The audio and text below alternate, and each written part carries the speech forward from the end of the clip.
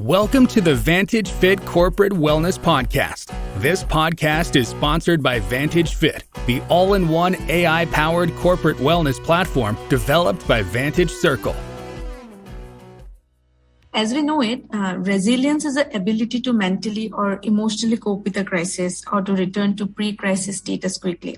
In simple terms, resilience exists in people who develop psychological and behavioral capabilities that allow them to remain calm during crisis and to move on from the incident without long-term consequences. It is generally also thought of as a positive adaptation after stressful or adverse situation. So basically, when a person is bombarded by daily stress, it disrupts their internal and external sense of balance and thus presenting challenges in their life, right? So even sometimes the routine stressors of daily life can also have some positive impacts, thereby promoting resilience. So let us discuss further on this in today's podcast. I have with me today Mary Ann, who works as a workplace relations specialist. Mary Ann Bainton is the principal of Mary Ann Bainton and Associates. Her areas of expertise include workplace mental health, psychological safety, resolving conflict, and addressing performance concerns. Welcome to the show, Mary Ann. Thanks so much for having me, Dipshi. I'm happy to be here. So let us begin with today's session. So tell us your experience of working as a relations specialist and being a director in workplace strategies in mental health. Well, Dipshi, since I was very young, I've always wondered why people do what they do. Why are some people very happy and some people are very sad, even if the same people have had the same tragedies? And so thinking about how we get along with each other and why we do that is been an interest of mine all my life. When I was approached to be the director at Workplace Strategies for Mental Health, I was a little hesitant because this was an insurance company that wanted to do this for everyone, wanted to do this for the public to improve workplace mental health, psychological health, and safety. But that was 14 years ago. And the integrity they have shown has been remarkable in really wanting to look at what's possible to help employees everywhere to thrive. And a big part of thriving in the workplace is, as you've just described, resilience.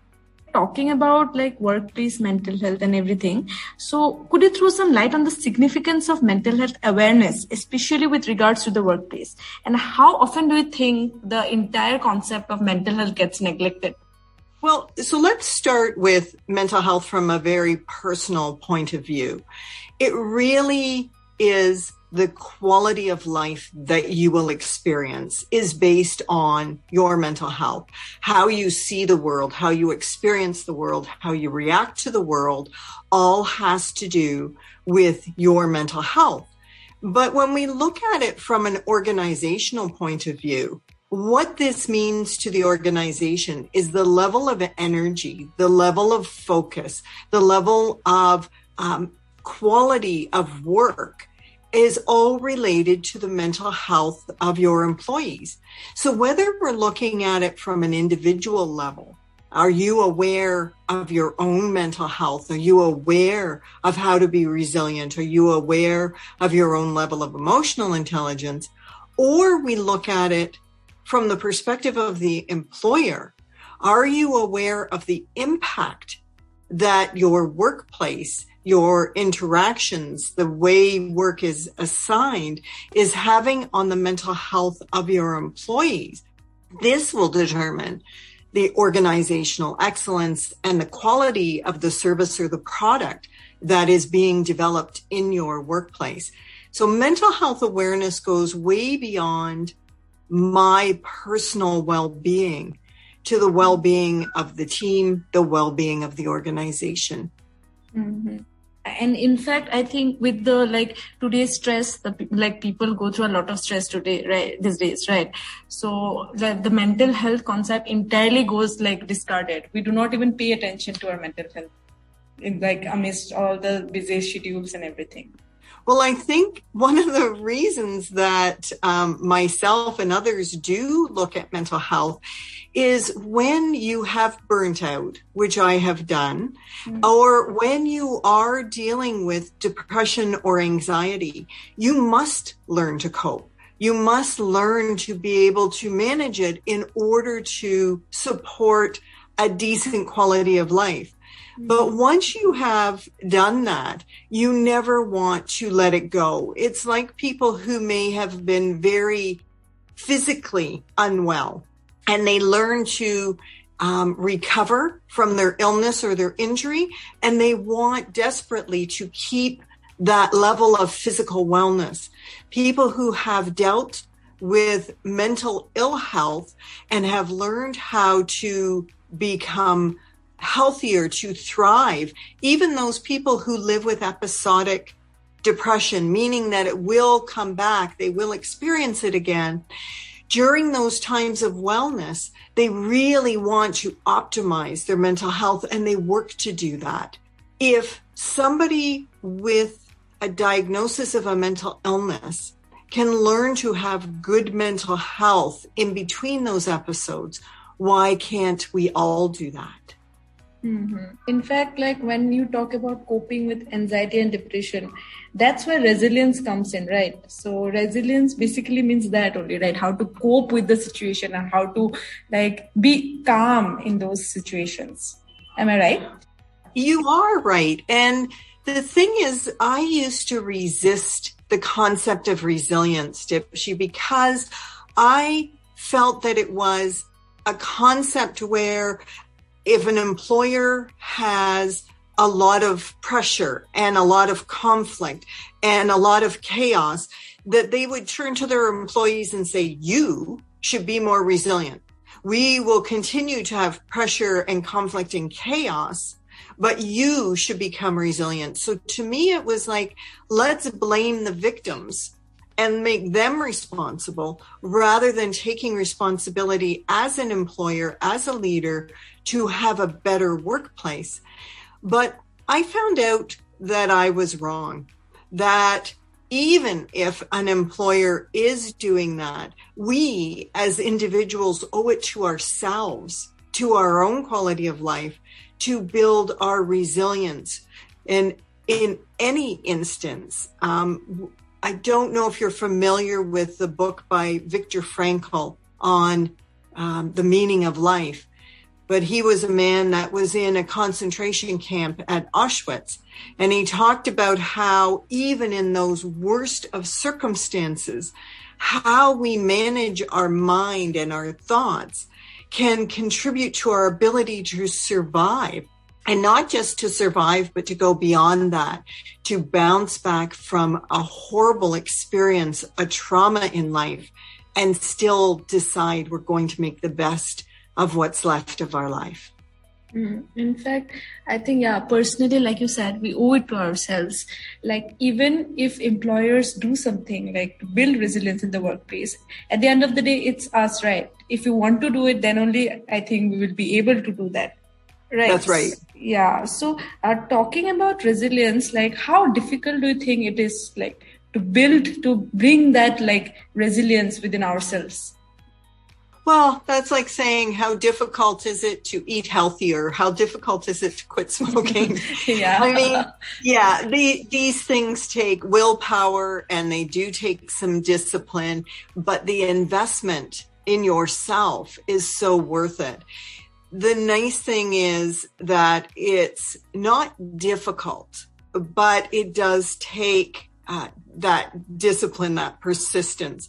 Building resilience can be as simple as stepping back, not just in retrospect. So many people build resilience by looking back over the years of their lives and saying, oh yeah, when I was little, I believed that playing with toys was the best thing. And then I realized that I could use that as a skill in a workplace. And then I realized that I could be creative. And so we can look back at how we've grown and we can understand our resilience. But what we want to aspire to is to be able to be in the moment of a difficult situation, a challenge, maybe even a tragedy, and to say, what can I learn from this? How can I grow from this? And real resilience is being able to look at any situation and think, what can I learn? How can I grow? It's that perspective of what many people call growth mindset that helps us build resilience. Mm-hmm. And as we talk about resilience, so what do you think, are there any traits of resilience? Like, can you please elaborate on the various traits of resilience? So there's something called the 7 C's of resilience, and they are competence. So being able to learn something until you feel competent, not giving up on it. The idea of confidence that I can learn this, I can do this, I will. That idea of connection. Connection is so important that we may feel like we're totally independent. We need no one, but the human experience is about connection and learning how to both give and receive that social support that is so critical to our resilience. It's about character. It's about building integrity even when nobody's looking. It's about contribution to the greater good. So much of how we feel good about ourselves is how we contribute to others.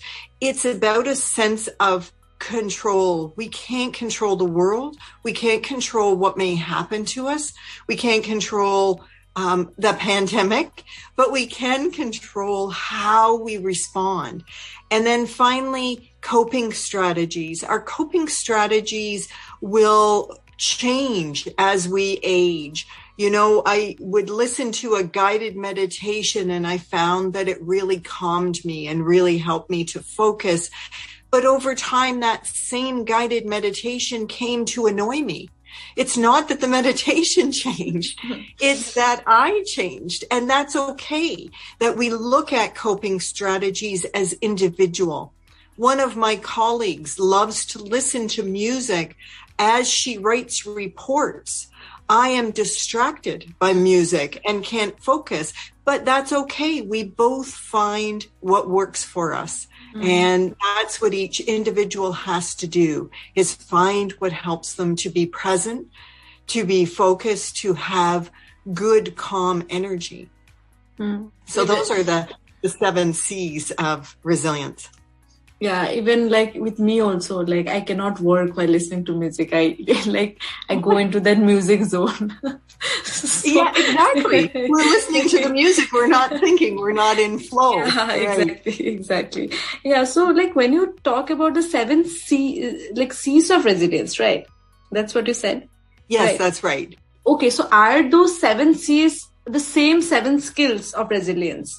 They are. They're just written in a way, I think, that's easier for people to memorize. Yeah, exactly. But yeah, so the different people have approached them in different ways to describe them. But they're basically those same concepts. Yeah, okay. So let's talk about psychological resilience. Like what do you know about that? To me, all of it is psychological, meaning all of it exists in your mind. Right? How we cope, how we think, how we react is all in the mind. Whereas we can talk about physical resilience, which of course is the ability to recover after exertion. And so there is something different there than psychological resilience. But to me, when I talk about resilience, I am mostly talking about psychological resilience and that ability to have perspective on life, to see it not as a fairy tale that should have a happy ending, but rather as a series of experiences and challenges that we will develop and we will grow and learn from. And is the psychological resilience and emotion resilience the same thing? Again, I'm sure that we could pull them apart to talk about the difference between the cognitive and the emotional. But to most people, that's all going to be about the way that we think and experience and react to life. Okay, so like when we talk about building resilience in the workplace, right? So it makes like employees more capable to overcome the stress we go to, like, for example, workplace stress, right? So how to be calm in those situations. But when it comes to leaders, so what is the role of leaders in building resilience and adaptability in the workplace? So from a leader perspective, there's so much that can be done about building team resilience.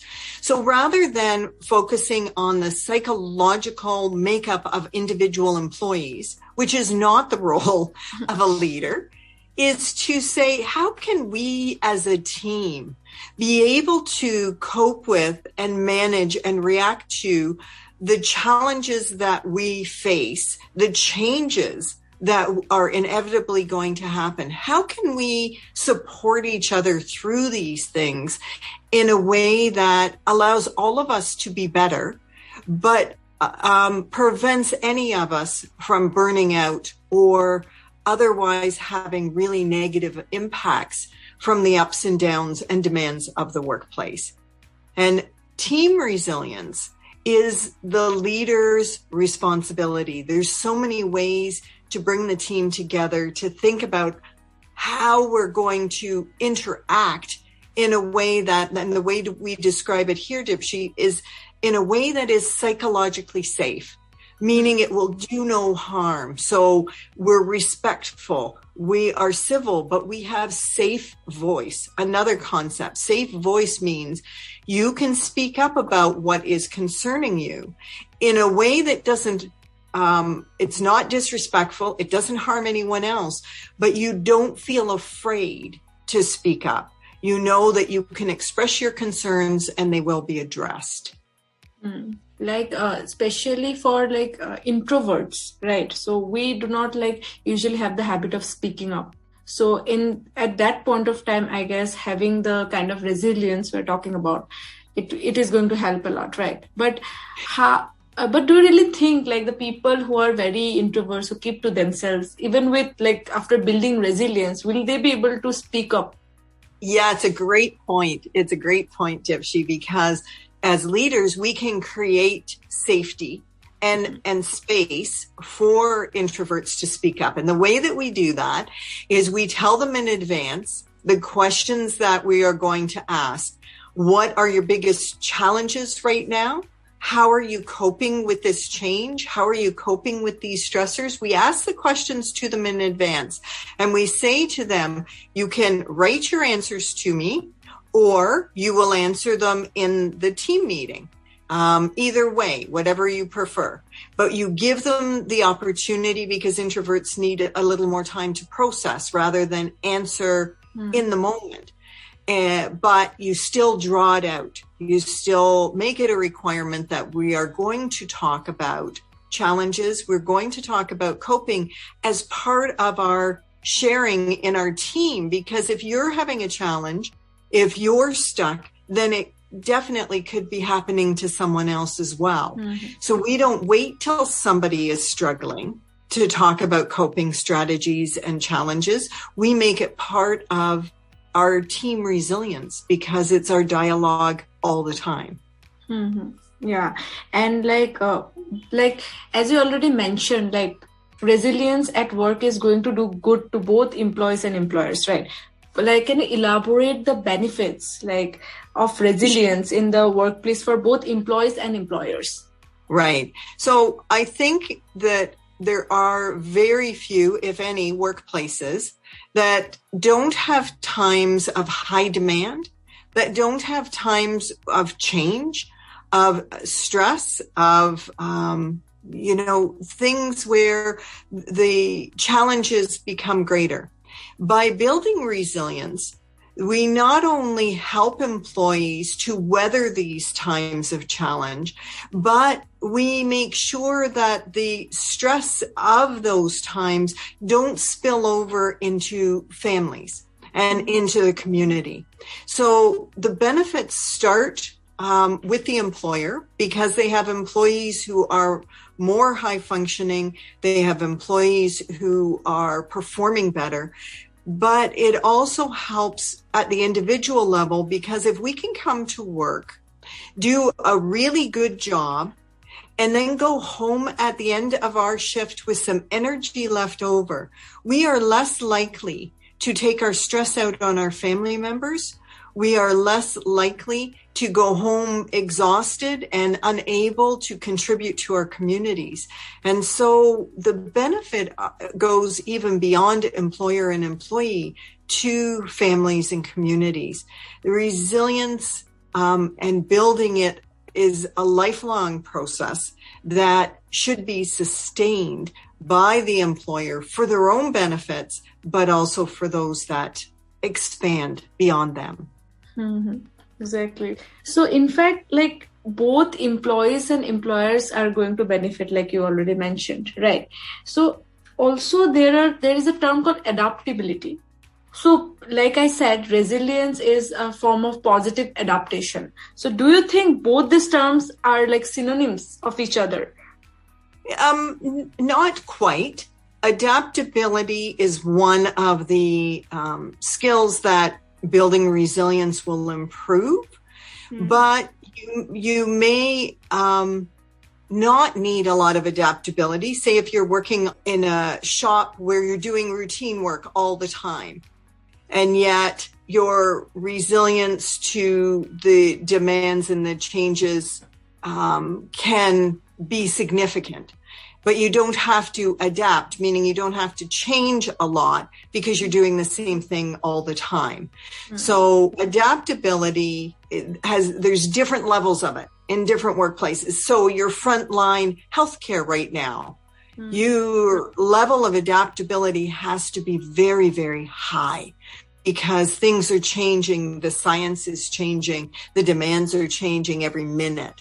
So it's adaptability has different levels of demand in different workplaces, but resilience may still be required even when significant adaptability is not. Mm-hmm. Yeah. So like these two words are somewhat related to each other.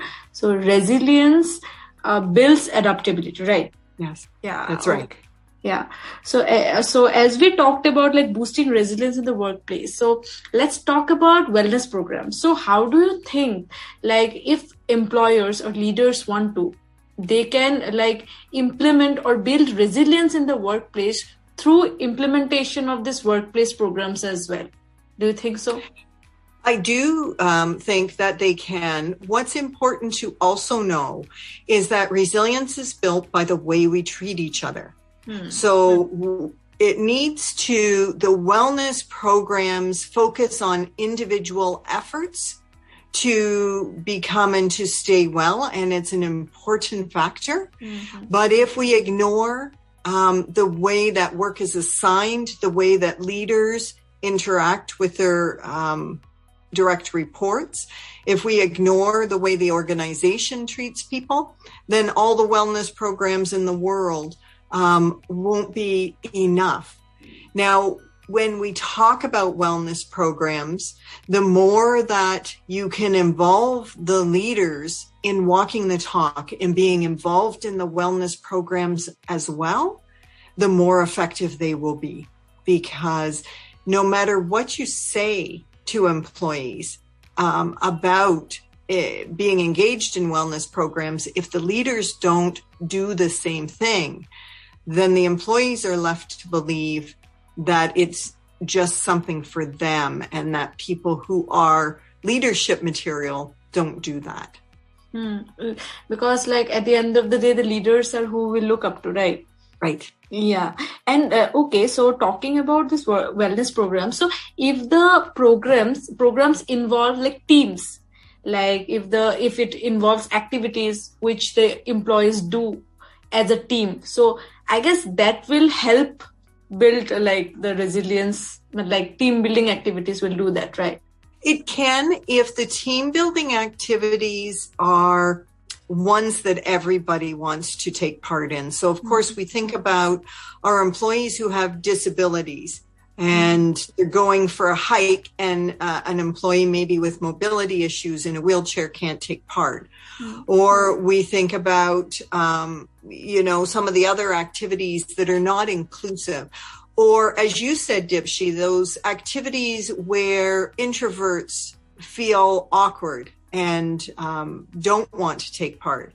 So when you have the benefit of engaging with professionals who do wellness programs, which I believe is what you do yourself, then you can get them to really look at your particular group, your particular team, and what would be most engaging for them, rather than just a cookie cutter approach, meaning it's the same for everybody.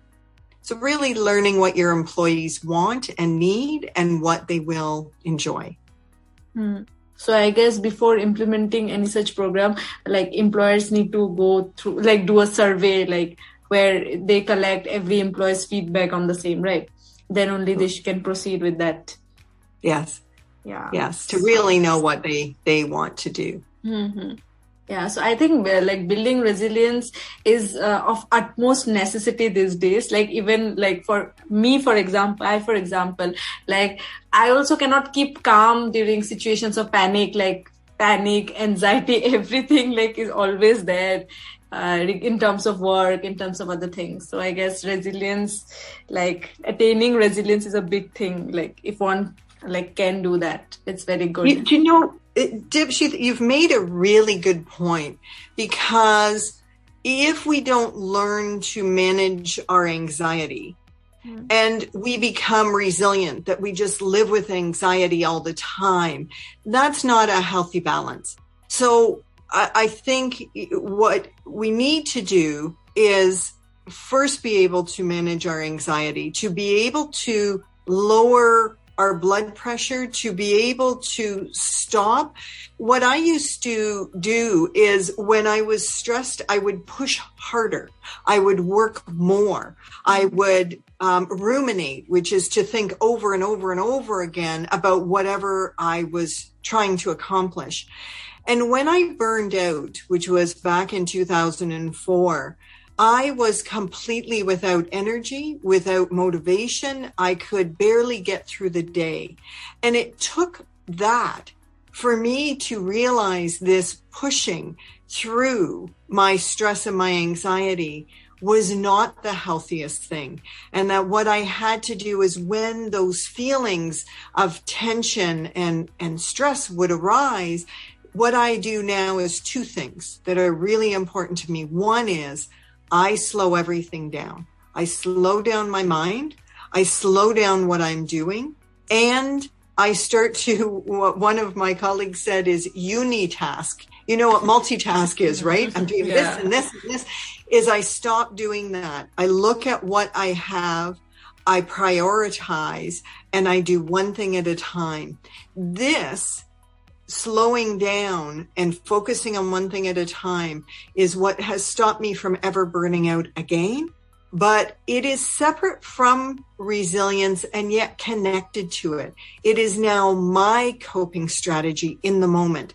We can't have unrelenting anxiety and say, well, I'm resilient because I can still keep going. Yeah. That is a false coping strategy that will backfire on you. Mm-hmm. And it may backfire on you with mental health issues or with physical health issues. But it took me decades before it happened. So I believed I was invincible. Yeah, even I think it's going to take me a decade as well. Because the habit of taking a lot on the plate, right? The multitasking, which you mentioned, like we have the habit to take everything at one go and then working on all of the tasks simultaneously. So at the end of the day, we're completely exhausted, and the anxiety and panic together, they just like mess it up. Right. Yeah. So be smarter than me. Don't wait to burn out. Choose now to slow it down, to do one thing at a time, and to put life in perspective. Because once you burn out, I never missed work when I burned out. I kept going into work, but I didn't enjoy life at all. It was a horrible place to be. And I don't recommend it for anyone. That's a really good suggestion, to be very honest. Okay, so last but not the least, tell us like how to develop, build resilience with each day. For example, what we can possibly do every day, like just to build resilience, like one after one, the traits. So Dipshi, we built a free resource called Plan for Resilience. It's available on the website workplacestrategiesformentalhealth.com. And we took all of the skills and competencies around resilience because, as I said to you before, there's not one way. I can't say do this and you'll be resilient, because how you deal with stress right now, you have to discover that for yourself. And many people don't even know what their first reactions to stress are. Mine were to break out in hives. And I thought it was an allergic reaction, but it wasn't. That was a reaction to stress, but I wasn't aware. Once I was aware, then I could make the connection between my skin becoming itchy and the stressor that preceded it. But until I knew that was my reaction, I couldn't deal with it. Then we need to look at what could be healthier coping strategies. And like you and I said, what works for someone may not work for me, so I have to examine that. We look at what your strengths are, because if you can use your strengths rather than your weaknesses, it will serve you better in times of stress.